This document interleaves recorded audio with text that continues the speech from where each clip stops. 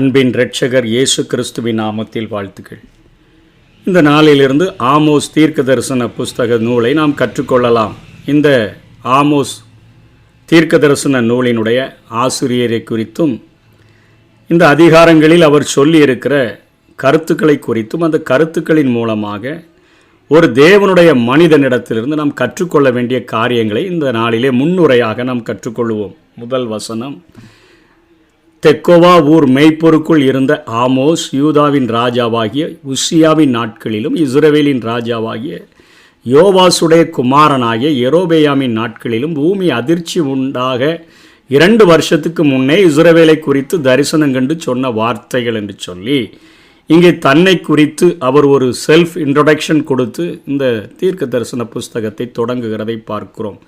கிட்டத்தட்ட பெத்லெஹேமில் இருந்து 9 கிலோமீட்டர் தொலைவில் உள்ள தெக்கோவா என்கிற ஒரு சின்ன கிராமத்தில் மேய்ப்பராய் இருந்த ஆமோஸ் அவருடைய பணியை தன்னுடைய அதிகாரத்தின் 7ஆம் அதிகாரத்தின் 14-15 சொல்கிறார். நான் ஒரு ஆன்மீக தலைவன் அல்ல, நான் தீர்க்கதரிசியும் அல்ல, தீர்க்கதரிசியினுடைய புத்திரனும் அல்ல. அவர் மேய்ப்பராக இருந்து ஆடு மேய்க்கிற தொழிலை செய்கிறவராகவும் காட்டத்தி பழங்களை பொறுக்கி விற்று அதில் கிடைக்கிற காசை கொண்டு வாழுகிற ஒரு ஏழை மனிதனாக இருந்தார். காலத்தின் கட்டாயத்தில் தேவனுடைய ராஜ்ய பணியை செய்யும்படியாக இவருடைய பெயருக்கு அர்த்தம் பாரம் சுமப்பவர் என்று சொல்லி பெற்றோர்கள் பெயர் வைத்திருந்தார்கள். எதற்கு அந்த பெயரை வைத்தார்கள் என்று தெரியவில்லை. ஆனால் ஆண்டவர் தன்னுடைய தூது வார்த்தைகளை சுமக்கிறவராக அவரை மாற்றினதை நாம் பார்க்கிறோம். காலத்தின் கட்டாயத்தின் பெயரில் இவர் ஒரு தீர்க்கதரிசியாக ஆண்டவரால் அழைக்கப்பட்டு இவர் பயன்படுத்தப்படுகிறார்.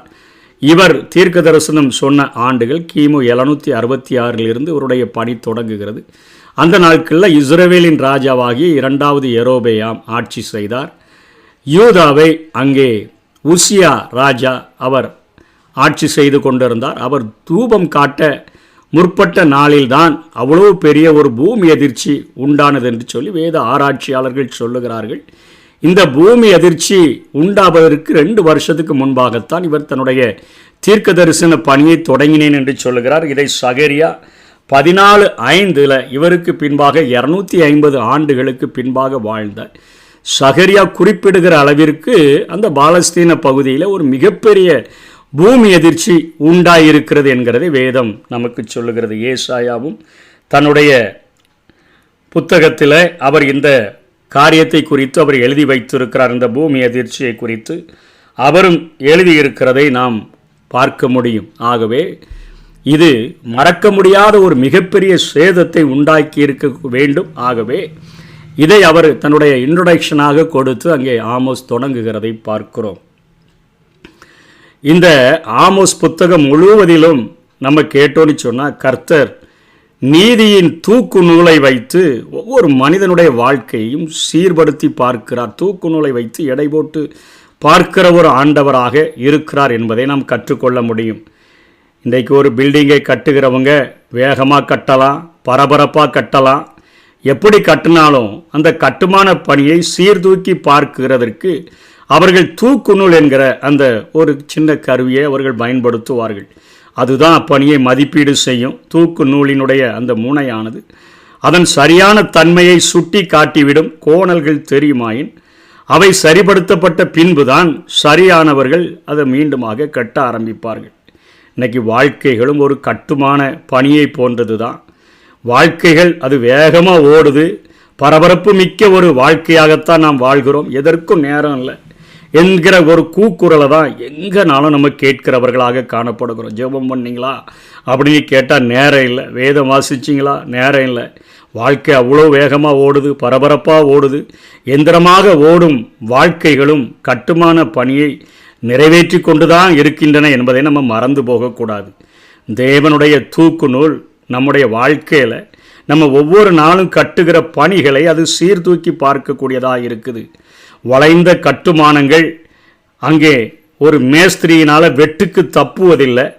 எவருக்கும் இதில் விதிவிலக்கு இல்லை. ஆகவே தன்னுடைய கரங்களில் தூக்கு நூலை வைத்து கொண்டிருக்கிற தேவன் இன்றைக்கு ஒருவேளை நம்ம சரியாக கட்டாமல் கோணலாக கட்டிட்டோன்னா அவைகள் தட்டுகிறதற்கும் வெட்டுகிறதற்கும் அல்லது இடித்து போடுகிறதற்கும் பிடுங்கி எரிகிறதற்கும் அது காரணமாக மாறிவிடும். நம்முடைய வாழ்க்கை ஒரு கட்டுமான ஒரு பணியை போன்றது. நம்ம செய்யக்கூடிய கிரியைகள் ஆண்டவருக்கு பிரியமானதாக நேரானவைகளாக அவைகள் இருக்க வேண்டும் என்கிறதை இங்கே ஆமோஸ் தன்னுடைய புத்தகம் முழுவதிலும் அவர் சொல்லிக் கொடுக்கிறதை நாம் பார்க்கிறோம்.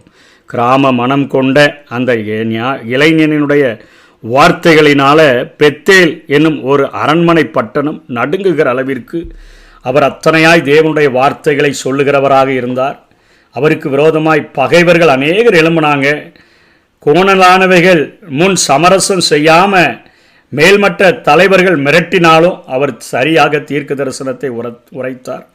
அமத்சியா என்னும் விக்கிரக பிரதான ஆசாரியன் இவரை விரட்ட முயன்ற பொழுது அப்பவும் பயப்படாமல் 7:12 திரும்பி நின்று உன் மனைவி வேசியாக்கப்படுவாள் என்கிற ஒரு எச்சரிப்பின் செய்தியை அவர் கூறிவிட்டு தான் பயந்து சென்றார், கடந்து சென்றார். அதிகாரிகளுக்கானாலும் சரி, ஆசாரியர்களுக்கானாலும் சரி, அரசர்களுக்கானாலும் சரி அவர் பயப்படலை. ஏன்னா நீதிக்கு தலை வணங்கி அதிகாரத்திற்கு பயப்படாதவரை யாராலும் இந்த பூமியில் வெல்ல முடியாது. எலியா, யோவான் ஸ்நானகன் போன்று வீரம் மிகுந்தவராக அவர் அத்தனையாய் சிறப்பாக தேவனுடைய ஊழியத்தை செய்தார். சீரியா, பெலிஸ்தியா, தீரு, ஏதோம், அம்மோன், மோவாப் நாடுகளுக்கு எதிரான ஆண்டவருடைய வார்த்தையை அறிவிக்கிறவராகவும், வடக்கு இஸ்ரவேலுக்கு அவர் ஆண்டவருடைய வார்த்தையை சொல்லக்கூடியவராகவும், அவர் பெத்தேலிலே அநேக தீர்க்க தரிசனங்களை உரைக்கக்கூடியவராகவும் காணப்பட்டார்.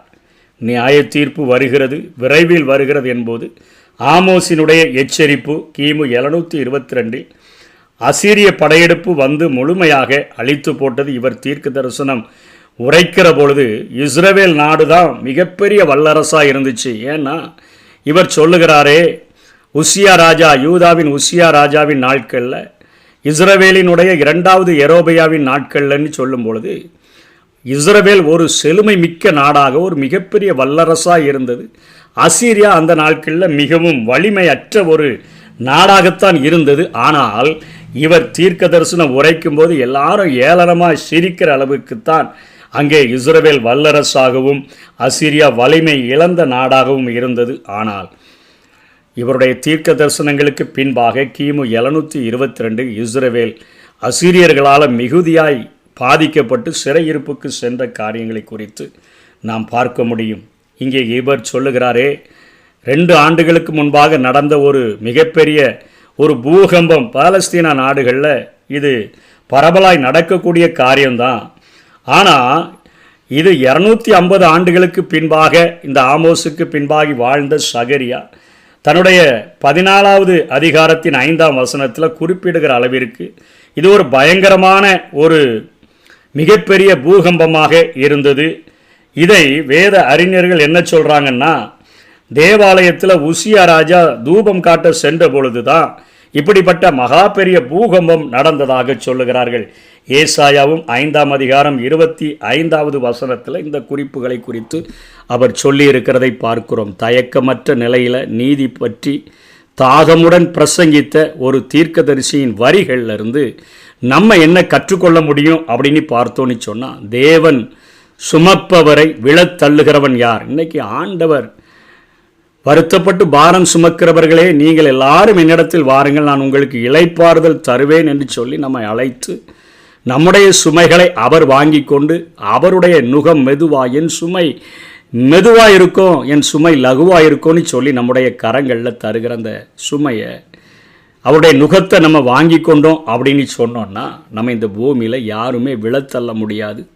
தேவனின் சிறந்த கூர்மை கருவிகள் நினையாத இடங்களில் இருந்து கூட அது எழுப்பப்பட முடியும் என்பதற்கு ஆமோஸ் சிறந்த ஒரு எடுத்துக்காட்டு. ஒரு விவசாய குடும்பத்தில் ஒரு தெக்கோவா என்கிற ஒரு சின்ன கிராமத்திலிருந்து எழுப்பப்பட்ட ஒரு தேவ மனிதனை நம்ம இங்கே பார்க்கிறோம். அதே போல் காலத்தினுடைய கட்டாயம் தேவனுடைய பணிக்கு நமக்கு பதவியை தரும். நம்ம அந்த நேரத்தில் சாக்கு போக்கு சொல்லி தட்டி சென்று விடக்கூடாது. அப்படி சென்றோன்னா அது ஒரு மடமையான ஒரு காரியம் என்பதை இவருடைய வாழ்க்கையிலிருந்து கற்றுக்கொள்ளலாம்.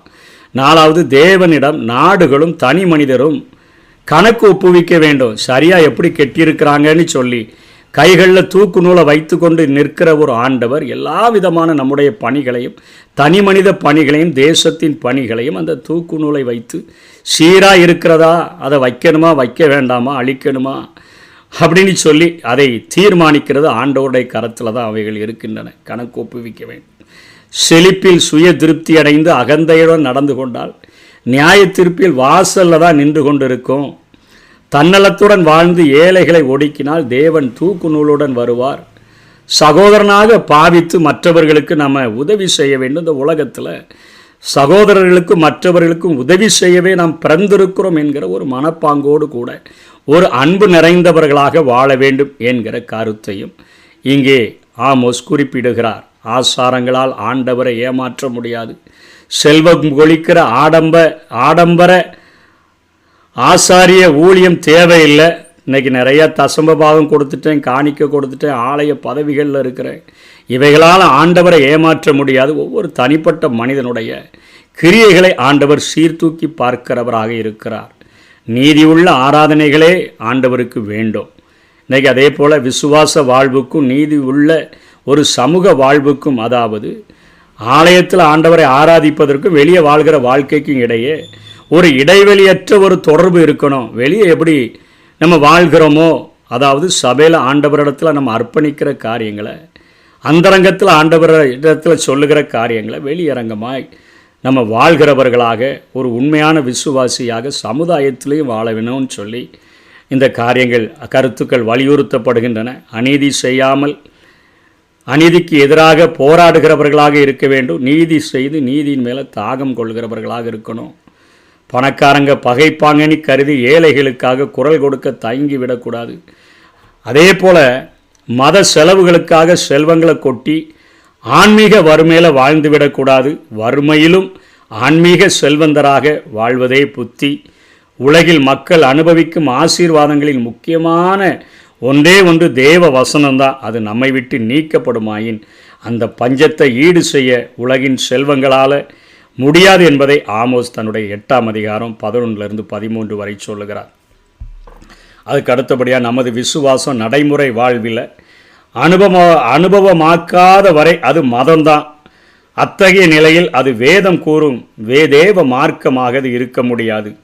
இன்றைக்கி ஒரு கூடை அத்தி பழங்களாக அழிந்து கொண்டிருப்போரினுடைய அழிவை சுட்டி காட்ட இன்று ஆன்மீக பாரமுள்ள ஒரு சுட்டு விரல் ஊழியர்கள் தேவை என்று சொல்லி இந்த ஆமோஸ் புத்தகத்தை படிக்கும் பொழுது நம்ம உணர்ந்து கொள்ள முடியும்.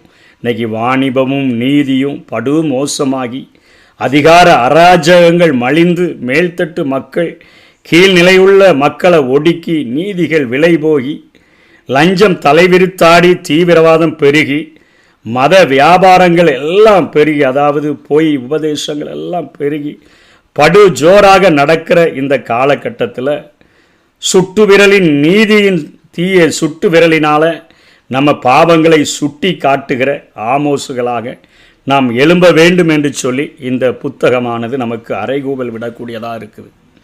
தேவனுக்காக தூது சுமக்கும் இன்னைக்கு விசுவாசிகள் தேவை.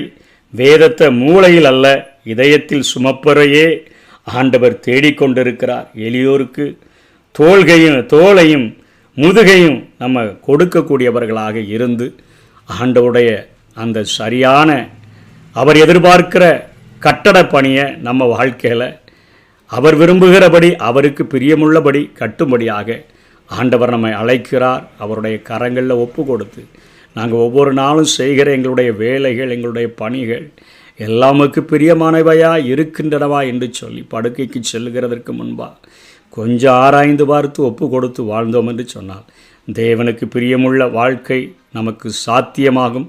கர்த்தர்தாமே நம்மை ஆசீர்வதிப்பாராக. ஆமென்.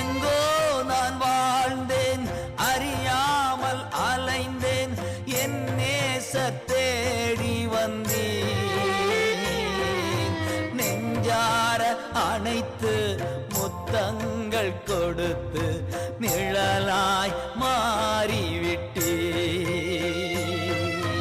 நெஞ்சார அனைத்து முத்தங்கள் கொடுத்து நிழலாய் மாறிவிட்டே. நன்றி உமக்கு நன்றி ஐயா நன்றி, உமக்கு நன்றி.